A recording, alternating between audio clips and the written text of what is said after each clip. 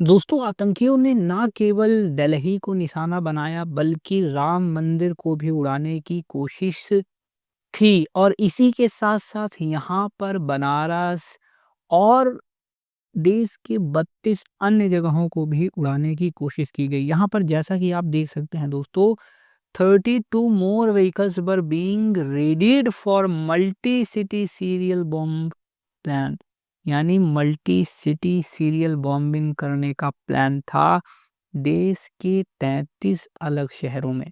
यानी एक तो दोस्तों पहली I-20 फट गई, ये आप देख सकते हैं रेड फोर्ट के आगे।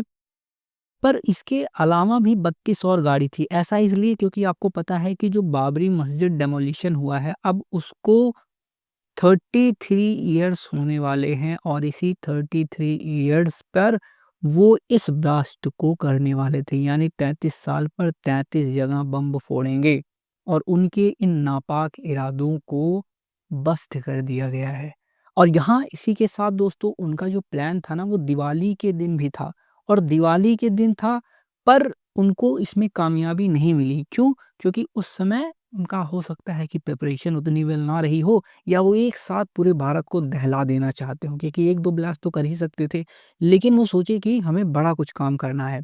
और यहाँ पर आप देख सकते हैं, एक आपने देखा I-20 जो कि फटी हुई है और उसको ये चला रहा था, और उसी के साथ एक ब्रेजा मिली है जिसकी तहकीकात हो रही है, एक मारुति स्विफ्ट डिज़ायर मिली है जिसकी तहकीकात हो रही है, और एक फोर्ड इको स्पोर्ट भी मिली हुई है रेड कलर की, जिसकी तहकीकात हो रही है। और ये रिवेंज ऑपरेशन था जो कि 6 दिसंबर को होने वाला था, और उसी के साथ जो राम मंदिर पर अभी सैफ़्रॉन का फ्लैग लगने वाला है ना 20 फीट का, उस पर भी जब वहाँ पर प्राइम मिनिस्टर जाते मोदी जी, तो वहाँ भी एक ब्लास्ट करने की कोशिश थी। अब प्रेमिसेस में अंदर घुसना तो that's not an easy task. हालाँकि बाहर जो श्रद्धालु हैं या कहीं और जहाँ तक कार पहुँच सकती थी, वहाँ तक ये ब्लास्ट पॉसिबल था, और हो सकता है इनका कुछ और प्लान रहा हो, किसी और तरीके से इन्फिल्ट्रेट करके वहाँ तक पहुँच जाएँ। और ना केवल राम मंदिर अयोध्या में, बल्कि ये बनारस में भी करना चाहते थे, और यहाँ पर इनको बहुत ज़्यादा लाइमलाइट मिलती। अब सोचिए, मतलब राम मंदिर हो गया, इसको पूरा इंटरनेशनल मीडिया कवर करता, और इतने बड़े दोस्तों स्केल पर अगर ये होता, काशी विश्वनाथ में भी होने वाला था यहाँ पे, जैसा कि आप देख सकते हैं। अ, आर्मी ऑफिसेज़ के ऊपर होने वाले थे, ठीक है?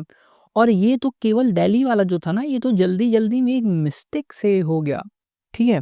कि वहाँ से जब वो फरीदाबाद के थ्रू एंटर करती है दिल्ली में I-20, तो वो उसको पता था कि अब मैं पकड़ा जाऊँगा, और इस पकड़े जाने के डर से उसने ये ब्लास्ट कर दिया, वरना प्लान कुछ और ही था। यहाँ पर दोस्तों आपको, जैसे कि मैंने लास्ट वीडियो बनाया, कि इन सब की शुरुआत ना कैसे ये पकड़ा गया, बस ये समझ लीजिए कि रामचंद्र जी की कृपा थी, भोले बाबा का आशीर्वाद था कि एक जो आतंकी है ना, वो जा करके जम्मू एंड कश्मीर में, श्रीनगर में जैसे मोहम्मद के पोस्टर पेस्ट कर रहा था, पोस्टर चिपका रहा था। अब बताओ, तुम इतना बड़ा ऑपरेशन कर रहे हो, तुमको पोस्टर चिपकाने की क्या ज़रूरत थी? लेकिन यहाँ पर उसकी बुद्धि यहीं पर मात खा गई, भ्रष्ट हो गई बुद्धि, और हमारा इतना बड़ा नुकसान नहीं होना लिखा था। कहते हैं ना कि शक्ति ज़रूर होती है, भगवान में भी है, और हमारा जो है अहित नहीं होना था, बस यही समझ लीजिए। और उसके बाद फिर Jammu and Kashmir police, CID सब ने अपना काम शुरू किया, और तुरंत पकड़ लिया गया। सहारनपुर में रेड पड़ती है, और उसके बाद तो फिर ये सिलसिला चलता है, 350 केजी एक्सप्लोजिव मिल जाते हैं। जम्मू एंड कश्मीर के फिर 3-4 अलग-अलग डॉक्टर्स गिरफ्तार होते हैं। जो केमिकल्स हैं, अमोनियम नाइट्रेट, ये सब जो है पाए जाते हैं। अल फलाह मेडिकल कॉलेज बहुत ज़्यादा चर्चा में आता है। यहाँ 2.5 टन ऑफ अमोनियम नाइट्रेट जो हैं वो पाए जाते हैं, जो यहाँ पर डॉक्टर काम कर रहे थे, उनके यहाँ से। और उसी के साथ फिर ये ब्लास्ट आप सभी लोगों ने देखा ही, इस पर हालाँकि मैंने वीडियो बनाई हुई है। और ये जो टेरर मॉड्यूल है, व्हाइट कॉलर जो मॉड्यूल हमारे सामने निकल कर के आया है, जिसमें ये शाहीन जो आप देख रहे हैं, ये सरगना थे, विंग कमांडर थी, डॉक्टर आदिल, अब इनको डॉक्टर ही क्या कहें, ये तो राक्षस वाले काम करे हैं। मुजम्मिल था ये शहीन, और मोहिनुद्दीन, उमर मोहम्मद, जो कि सब डॉक्टर बने बैठे हुए थे, ये सब आतंकी, ठीक है? और यहाँ पर फिर अमोनियम नाइट्रेट के साथ इनका प्लान था फ्यूल ऑयल लगाने का। अब इससे बर्न बहुत ज़्यादा होता है, एक तो ब्लास्ट होता, दोबारा बर्न होता, और इससे जो स्प्लिंटर्स वगैरह, और ये जो दिल्ली में हुआ ना, इसमें स्प्लिंटर वगैरह नहीं लगाए गए थे, स्प्लिंटर होते हैं छोटे-छोटे छर्रे, जिसमें नट, बोल्ट, छर्रे जो कि उड़ करके बहुत, अब बताइए इतनी तेज़ जब ब्लास्ट होता है, तो उसके साथ उनको इतना मोमेंटम मिल जाता है ना कि एक बार जा कर के जिसकी बॉडी में लगते हैं, वहाँ पे छेद कर देते हैं दोस्तों। और वो स्प्लिंटर्स अगर हेड-वेड में लग जाए तो आदमी मर जाएगा तुरंत। तो ऐसे होते हैं। और इसमें लश्कर तैयबा का, ठीक है, हाथ है। इसके जो कनेक्शन है वो तुर्की से और अफ़गानिस्तान से जोड़े जा रहे हैं दोस्तों। क्लियरली ये टेरर अटैक है, जो है यूएस ने भी माना इस चीज़ को, जो कि मार्को रूबियो यूनाइटेड स्टेट के सेक्रेटरी ऑफ स्टेट हैं, उनको जब ये चीज़ें बताई गई। और यहाँ पे जो ये आदिल अहमद राथर है, जिसको पकड़ा गया था, और ये जो डॉक्टर दोस्तों हैं जिसने ये ब्लास्ट करा है, इसको भी आप देख सकते हैं, इसका भी डीएनए सैंपल जो है वो कन्फर्म किया गया इसकी माँ से।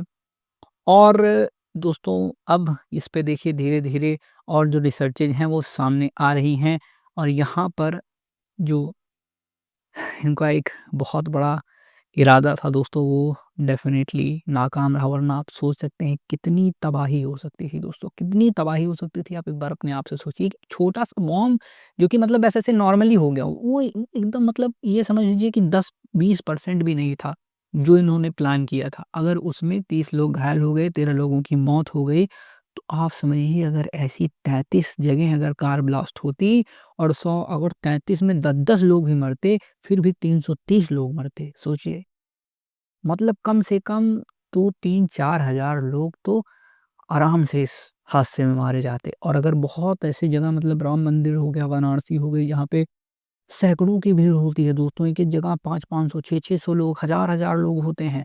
और 30-40 मीटर के डायमीटर में तो आप अगर देखेंगे, तो वहाँ पे कई सौ लोग होते हैं। तो सोचिए वहाँ पर क्या ही इम्पैक्ट हो सकता था। दोस्तों चैनल को सब्सक्राइब कीजिए, लेटेस्ट अपडेट आपके लिए हम लाते रहेंगे। मिलते हैं अगले वीडियो में। जय हिंद, वंदे मातरम। वीडियो को लाइक करना बिल्कुल मत भूलिएगा।